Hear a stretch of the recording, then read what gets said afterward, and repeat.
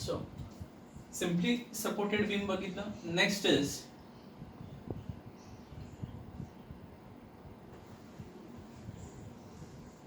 या पर्टिक्युलर बीमला आपण कॅन्टिलिव्हर बीम बोलतो. कॅन्टिलिव्हर. सो बेस्ट एक्झाम्पल काय आहे की बाल्कनी. ठीक आहे, सपोज इथे बेडरूम संपत आहे आणि हा एक्सटेंडेड पोर्शन जर का ह्या पर्टिक्युलर एंडला फ्री आहे, then one end is completely fixed, then the other end is what, free, then that particular beam is called as what, cantilever beam किंवा cantilever slab. Okay, so one end is completely fixed, other end is completely free. Next is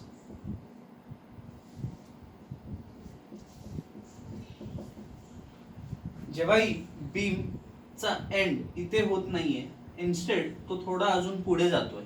ठीक आहे, म्हणजे ह्या सपोर्टच्या अजून थोडासा beam extend झालेला आहे, over hang होत आहे, तर ह्या बीमला आपण काय बोलतो, over hanging beam. Over hanging beam. तर ती ओव्हर हँगिंग राईटच्या सपोर्टच्या इथे असू शकते, लेफ्टच्या सपोर्टच्या इथे असू शकते, असं देखील असू शकतं, किंवा ते असं देखील असू शकतं. ठीक आहे, सो इथे cantilever, overhanging, right hand side, left hand side किंवा बोथ द साइड्सला. ठीक आहे, so this are the major beams. Okay, simply supported beam, cantilever beam and overhanging beam. ठीक आहे, कंटिन्युअस बीम हे देखील आहे, ते मी तुम्हाला सांगतो, but that is of no importance here in mechanics. Suppose span खूप मोठा असेल तर इकडे आणि इकडे फक्त सपोर्ट दिलं तर ते बीम खूप जास्त हेवी होऊन जाते. ठीक आहे, किंवा त्या बीमची जी पण डेप्थ असते ती खूप मोठी आपल्याला प्रोव्हाइड करावी लागते. ठीक आहे, किंवा असं पण आपण बोलू शकतो की हे असं सॅग होऊ शकतं. सो सॅग झालं तर there are chances that it may fail in what, deflection. म्हणून आपण काय करतो, मध्ये मध्ये पण सपोर्ट्स प्रोव्हाइड करतो. So whenever we provide supports at some intervals, ठीक आहे, तर त्या पर्टिक्युलरला आपण कंटिन्युअस बीम पण बोलू शकतो, कंटिन्युअस बीम और continuous slab. Okay, so this are the different types of what beam. Simply supported आपण बघितलं की दोन्ही एंड्स, एका एंड वरती जर का फिक्स्ड हिंज आहे तर दुसरा एंड रोलर का प्रोव्हाइड केला जातो, so as to avoid what stresses due to what, temperature और थर्मल स्ट्रेसेस अवॉइड करण्यासाठी आपण तसं प्रोव्हाइड करतो. लोड मध्ये हा प्रकारचा पण एक लोड आहे, that is inclined load. Okay, suppose beam वरती असा जर का इन्क्लाइंड लोड अप्लाय होत असेल तर ह्या इन्क्लाइंड लोडला it is eventually called as what, point load only, but it is inclined in nature. That is the only difference. ठीक आहे, तर ह्या पर्टिक्युलर लोडला आपण काय करतो, रिझॉल्व्ह करतो. So which we have seen in what, resultant system of coplanar forces मध्ये नेहमी आपण कोणत्या फोर्सला रिझॉल्व्ह करतो, जो एक्झॅक्टली व्हर्टिकल किंवा एक्झॅक्टली हॉरिझॉन्टल नाहीये, बट इन्स्टेड कसा आहे, तो इन्क्लाइंड आहे, तर त्याला आपल्याला नेहमी काय करावं लागतं, रिझॉल्व्ह करावं लागतं. ठीक आहे, ना let us see what is determinant structure and what is indeterminate structure. ठीक आहे, एक प्रश्न विचारला गेलेला आहे याच्यावरती 2007 मध्ये एमसीक्यूच्या फॉर्म मध्ये. लक्षात घ्या की आपल्याकडे 3 कंडिशन्स ऑफ इक्विलिब्रियम आहे. We have 3 conditions of equilibrium, म्हणजेच summation fx is equal to 0, summation fy is equal to 0 and movement about any point is equal to 0. ठीक आहे, सो 3 इक्वेशन्स म्हणजे आपण बेसिकली किती अननोन सॉल्व्ह करू शकतो, 3 unknown solve करू शकतो. ठीक आहे, ना 3 conditions of equilibrium we have, that means we have 3 equation. इथे मॅक्स टू मॅक्स आपण किती अननोन सॉल्व्ह करू शकतो, 3 अननोन्स. सो लक्षात घ्या की जेव्हा सिम्पली सपोर्टेड बीम मी कन्सिडर करतोय की एक एंड माझा हिंज आहे आणि एक एंड रोलर आहे, तर हिंजच्या इथे किती नंबर ऑफ अननोन्स आहेत, 2. रोलरच्या इथे किती नंबर ऑफ अननोन्स किंवा रिएक्शन कंपोनेंट्स, इथे पण रिएक्शन कंपोनेंट्स किती आहेत, 2. इथे रिएक्शन कंपोनेंट्स किती आहे, 1. So 2 + 1 is what, 3. आणि कंडिशन्स ऑफ इक्विलिब्रियम किती आहेत, 3.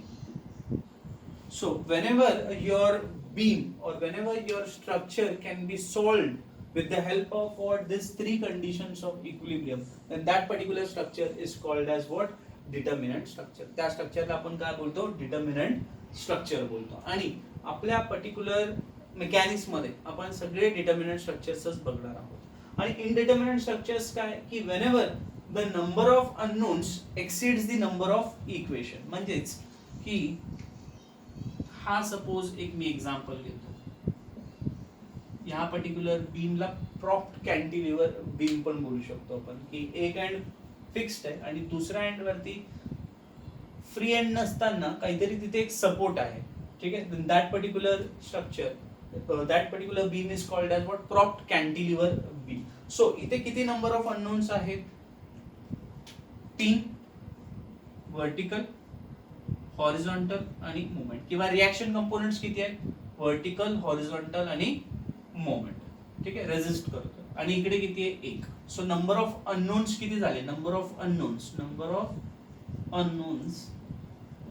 R 4.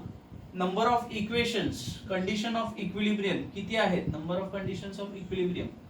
So number of unknowns जास्त झाले as compared to the number of equation, then त्या particular structureला आपण काय बोलतो?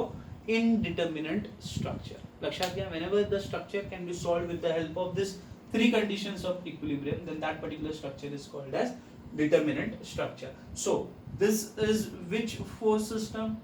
A general force system आहे. ठीक आहे, कॉन्करंट असतं तर किती कंडिशन्स ऑफ इक्विलिब्रियम असते? 2. नॉन कॉन्करंट आणि पॅरलल साठी किती कंडिशन्स ऑफ इक्विलिब्रियम आहेत? 3. Summation fx is equal to 0, summation fy is equal to 0 and moment about any point equals to 0. So 3 unknowns, 3 equations, then that particular structure is called as determinant. Number of unknowns जास्त आहे, number of conditions of equilibrium कमी आहे, then that particular structure is called as indeterminate structure.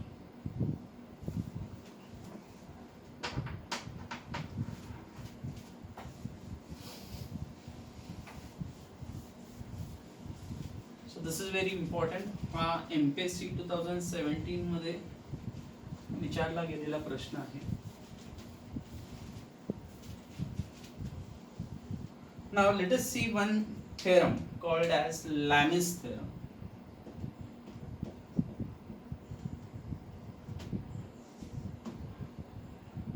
Yes, Lamis theorem is applicable for not more than 3 forces acting at a point. किती? Not more than 3 forces acting at a point. ठीक आहे, त्या 3 forces जे पण act होत आहेत त्यांचा nature काय पाहिजे? सेम पाहिजे. Nature should be what? Same. Either they should be going away from that particular point or they should be coming to that particular point. So suppose we have 3 forces here. We have say P, we have say Q and we have say R. They must be having certain included angle with them. काही included angle असेल त्यांच्यामध्ये. Alpha, beta, gamma. Okay. Then each force is proportional to sine of angle between the other two forces. लक्षात घ्या. Each force is proportional to sine of angle between the other two forces. So if I am considering P, sine of angle between the other two forces, दुसरे दोन forces काय झाले? Q आणि R, त्यांच्यामधला angle काय आहे? Gamma. Sine of angle between the other two forces. So P upon sine gamma is equal to Q. जर Q मी consider करतोय तर अदर टू फोर्सेस काय झाले? R आणि P, यांच्यामधला अँगल काय आहे? Beta. Sine beta is equal to what? R. जेव्हा R कन्सिडर करतोय मी, sine of angle between the other two forces P आणि Q मध्ये दुसरा कोणता अँगल आहे? Alpha, included angle. So it is sine.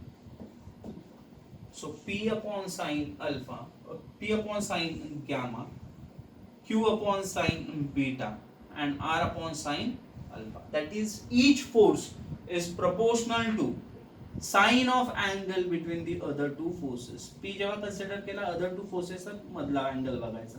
R बघितलं, अदर टू फोर्सेस काय पी क्यू, त्यांच्यामधला अँगल बघितला. क्यू जर का आपण कन्सिडर करतोय तर अदर टू फोर्सेस काय झाले पी आणि आर, त्यांच्यामधला अँगल काय आहे beta. So P upon sine gamma, P upon sine gamma, Q upon sine beta and R upon sine alpha. So Lami's theorem मध्ये कंडिशन काय आहे, at a point not more than 3 forces should be acting and the nature of the forces should be what same. म्हणजे ह्या particular point मध्ये हा force हा force हा force कसे ऍक्ट करतात अवे. ठीक आहे, एक दोन फोर्सेस सपोज असे आणि एक फोर्स असा दाखवला तर चालणार नाही. ठीक आहे, the nature of the forces should be what same for each 3 forces. त्याच्यानंतर then each force is proportional to the sine of angle between the other two forces. P other two forces, Q other two forces चा angle, R other two forces चा angle. That is Lami's theorem. आता याचा use काय आहे? The use is what? की इथे थोडं पण जर का आपल्याला 4 गोष्टी माहिती असतील तर 2 अननोन्स आपल्याला डायरेक्टली या लॅमिस थेरमने भेटतात. जसे की P माहिती आहे, Q माहिती आहे, सॉरी Q माहिती आहे तुम्हाला, P आणि R माहिती नाही आहे, whereas अल्फा बीटा गॅमा हे अँगल्स माहिती आहे. So you know the value of what P, you know the value of gamma, beta and alpha. Then P upon sine gamma is equal to Q upon sine beta. हा जर का term use केला तर मला काय मिळून जाणार, Q मिळणार. P upon sine gamma is equal to R upon sine alpha. Alpha माहिती आहे, गॅमा माहिती आहे, P माहिती आहे, काय भेटणार मला R भेटणार. ठीक आहे, सो लक्षात घ्यायचं की इथे 2 अननोन्स आपल्याला मिळतात conveniently. That is why we use what Lami's theorem. त्याचं मी तुम्हाला सांगितलं, nature of the forces should be what same and not more than 3 forces should be acting at that particular point. Okay, आणि included angle जर का तुम्हाला माहिती आहे, म्हणजे इथे ह्या पर्टिक्युलर इक्वेशन मध्ये 2 अननोन्स तुम्ही काढू शकता. Whether it could be what P Q, whether it could be Q R, whether it could be what angle gamma, angle beta किंवा अल्फा बीटा, जे पण आहे 2 अननोन्स आपण फाइंड आउट करू शकतो. ठीक आहे, that is the usefulness of what Lami's theorem.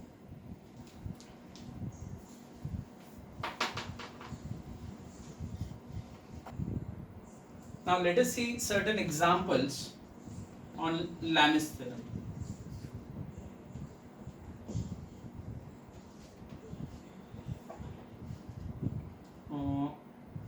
हाच एक एग्जाम्पल घेऊ, स्क्वेअर वाला, की V ग्रुप शेप आहे. This angle is 60, this angle is 30 and there is a sphere. Okay, तर ह्याला आपण काय केलं पाहिजे, पहिले फ्री बॉडी डायग्राम बनवलं पाहिजे. Free body diagram is a body which is made free from all the constants. हे प्लेन ऑफ सरफेस काढून टाकलं आपण and we are going to show only the active and the reactive forces. So this is your contact point 1, this is your contact point 2. So this is the weight of the sphere, this is R1, this is R2. Reaction at point 1, reaction at point 2. लक्षात घ्या, हे जे पण reaction लागतं ते कसं लागतं 90 degree और normal to the plane of surface. So this is the plane of surface. So 30, 90, 60, 60, 90, 30. So this is 60 degree and this is 30 degree. ठीक. Now 3 forces are trying to keep the system in equilibrium. ह्याचा अर्थ they should be either what concurrent or they should be what parallel. Parallel होण्याचा प्रश्नच नाही, म्हणून ते काय असायला पाहिजे, डेफिनेटली concurrent. म्हणजे line of action of this force and line of action of this force should pass through this point here. Okay, so this is 30 degree with respect to horizontal. इकडे 30 आहे तर obviously कोणत्याही point वरती तो with respect to horizontal काय असणार आहे, 30 degree असणार आहे. This is 60, this would also be what 60. Now let us try to find out the included angle between the forces. 90 degree, this is 60, then this would be what 90 plus 60, 150. हा 90 degree आहे 30, 90 plus 30, 90 plus 30 is 120 degree. त्यानंतर if this is 120, this is 150, then 360 मधून हे दोन्ही minus केलं तर तुम्हाला ह्यांचा अँगल मिळेल, which will come out to be what, 90 degree. Now suppose the weight of the sphere is say 10 kg. So त्याला न्यूटन मध्ये जर का मी कन्वर्ट केलं 10 into 9.81 किंवा कॅल्क्युलेशन पर्पज साठी जर का मी 10 कन्सिडर केलं तर it would be what 100 Newton. Okay, so तुम्हाला वेट माहिती आहे आणि विचारलं आहे की find out the reaction applied by this surface, reactions applied by this surface, म्हणजेच R1 आणि R2 विचारलेले आहेत. तर अननोन्स किती झाले, 2. किती फोर्सेस ऍक्ट होत आहेत या पॉइंट वरती, नॉट मोर दॅन 3 फोर्सेस. सगळ्यांचा नेचर काय आहे, सेम आहे.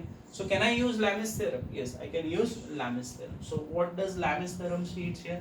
R1, each force is proportional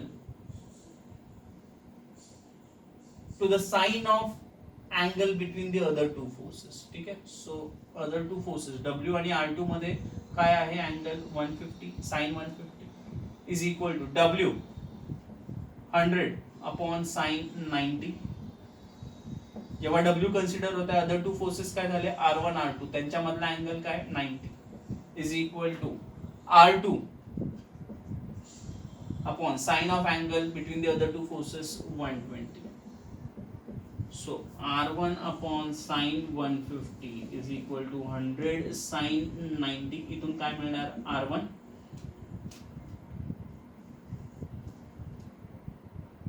R2 upon sin 120 is equal to 100 upon sin 90. इथून काय मिळणार, R2.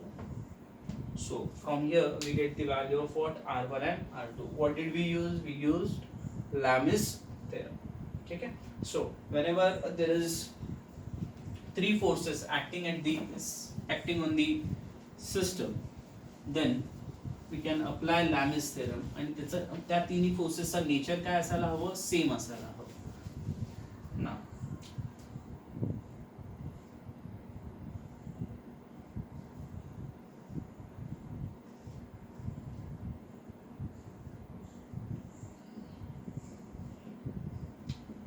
सपोज असे केबल्स दिलेले आहेत विच आर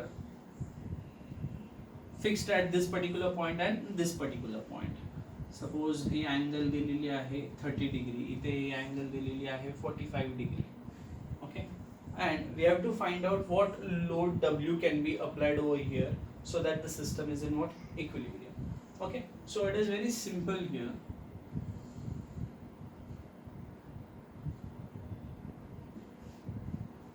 हे अँगल पण दिलेलं आहे सपोज. सो FBD बनवणं काय गरजेचं आहे, जेव्हा हा पॉइंट कन्सिडर होतोय, weight is acting in the downward direction, force in this particular direction, and this force in this particular direction. Weight T1, T2, that is tension in this cable, tension in this cable. हे माहिती आहे तुम्हाला, this is 100 Newton. Angle पण माहिती करू शकाल तुम्ही with the help of what, geometry. Okay, T1 T2 मिळालं, you got the value of this. Now again draw the FBD of this particular figure. You know the value of what, T2, and let this be what, T3. So W माहिती नाही आहे, T2 माहिती आहे, W आणि T3 माहिती नाही आहे. तर लॅमिस थेरम मध्ये दोन अननोन तर आपण फाइंड आउट करू शकतो, W आणि T3. इथे काय फाइंड आउट केलं आपण, T1 T2. Same tension will be here in this particular cable. Load T2 इकडे मिळालेला आहे, तोच T2 इथे मिळेल तुम्हाला. सो T2 माहिती आहे, W आणि T3 आता माहिती नाही आहे. So you get the value of what here. So इथे आपण दोन कन्सेप्ट यूज केले की फ्री बॉडी डायग्राम कसं बनवायचं ते बघितलं आणि त्यानंतर आपण लॅमिस थेरम अप्लाय केला.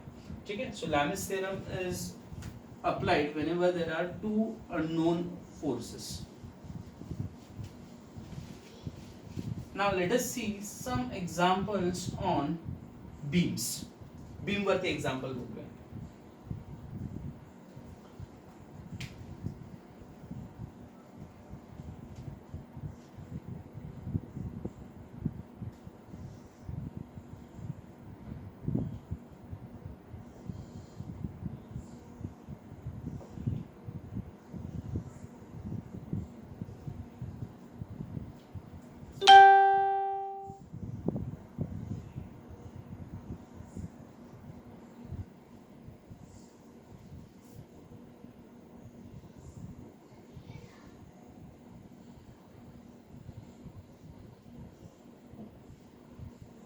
So suppose this is A, this is B. हा जो पर्टिक्युलर सपोर्ट आहे तो कसा आहे, इन्क्लाइंड आहे. So first of all reaction जे पण असेल it will be normal to this plane of surface. So हा जो सरफेस आहे त्याच्याबरोबर कसं असेल, नॉर्मल म्हणजेच काय 90 degree. Always try to construct what, triangle. ठीक आहे. So this is 30, this is 90, this would be what 60. हा काय झालेला आहे, RB. This is nothing but reaction at B. इथे रिॲक्शन आहे दोन, एक आहे व्हर्टिकल रिॲक्शन VA, एक आहे horizontal reaction HA. Hinge support असल्यामुळे तिथे दोन unknowns. So total number of unknowns किती झाले, 3. Now this is inclined. Let us try to resolve this into what, to mutually perpendicular components. हे जर का 60 आहे तर इथे पण काय असणार 60. ज्याच्याबरोबर पण अँगल असोसिएटेड आहे तो काय झाला, तो कंपोनेंट झाला cos. Other will be what, sine. So this is RB cos 60, this is RB sin 60.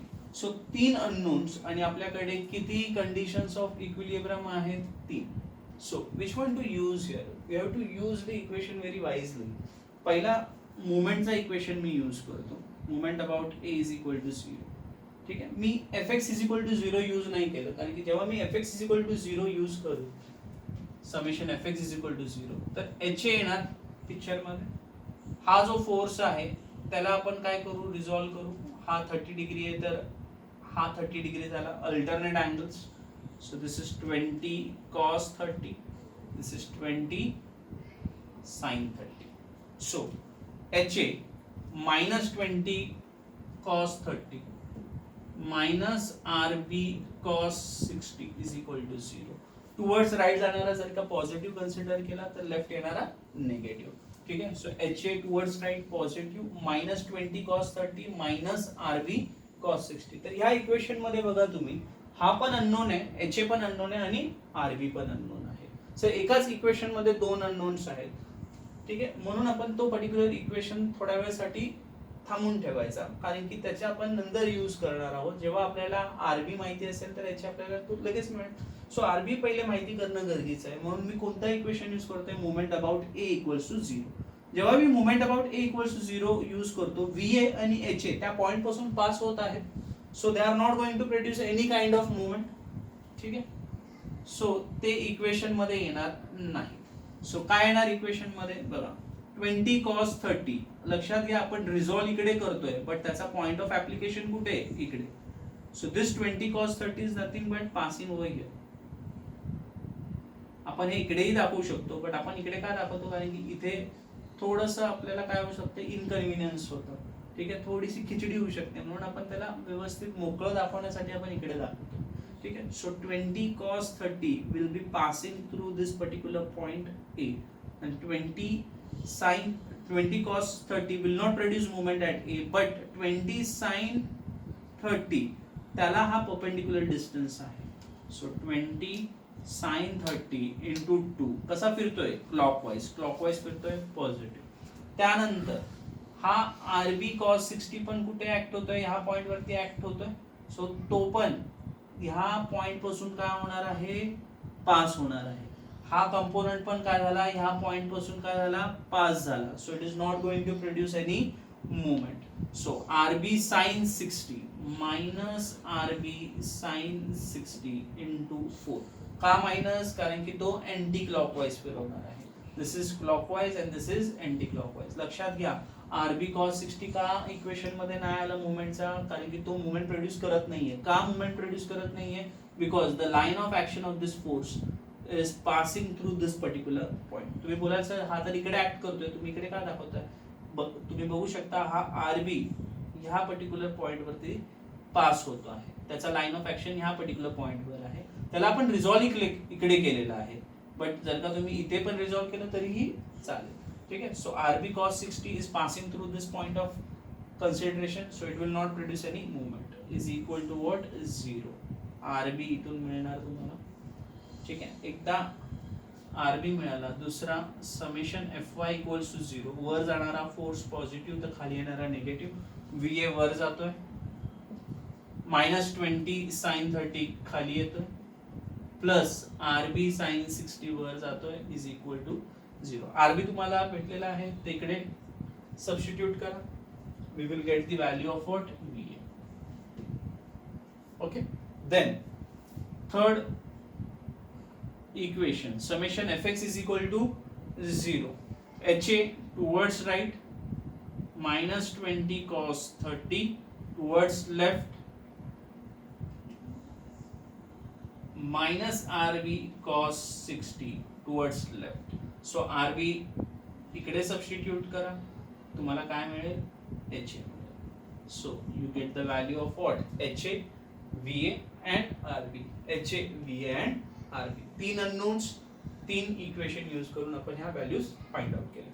So this is one of the very simplest of the problems to show की conditions of equilibrium आपण कसे use करतो या particular beam वरती, किंवा simply supported beam घ्या, किंवा cantilever beam घ्या, किंवा ओव्हरहँग बीम घ्या. ठीक आहे. सो नेक्स्ट व्हिडिओमध्ये मित्रांनो आपण ह्याच्यावरती काही MCQs सॉल्व्ह करणार आहोत. ओके.